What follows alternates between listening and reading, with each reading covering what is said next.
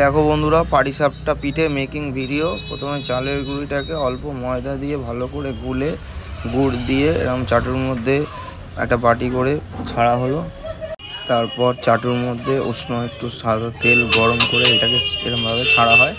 ছাড়ার পর এরকম খুন্তি দিয়ে আস্তে আস্তে করে চারিদিকটা গোল শেপ করে নেওয়া হয়। গোল শেপ করে নেওয়ার পর একটু গরম হয়ে যাওয়ার পর আবার এই পিঠটা হয়ে যাওয়ার পর ওই পিঠটা আবার উল্টে খুন্তি দিয়ে উল্টে ফেলা হয়। ফেলে যখন একটু লালচে লালচে করে হয়ে যায় তারপরে ক্ষীরের পুর দিয়ে পাটিসাপটাকে খুন্তি দিয়ে এরকমভাবে মুড়ে নেওয়া হয়। তোমরা ভিডিওটা দেখো, কেমন লাগলো তোমাদের আমাকে কমেন্টে জানিও। আর কোন কোন দেশ থেকে দেখছো সেটাও আমাকে কমেন্টে জানিও। তোমরা আমাকে একটু সাপোর্ট করো, তোমাদের সাপোর্ট ছাড়া আমার চ্যানেল মনিটাইজেশন হবে না। তোমাদের সাপোর্ট সবসময় দরকার। আর ভিডিওটা দেখো, তোমরা ভিডিওটা কেমন, তোমরা ভিডিওটা দেখো আর কমেন্ট করে জানিও। ভিডিওটা আমি এখানে শেষ করলাম। টাটা।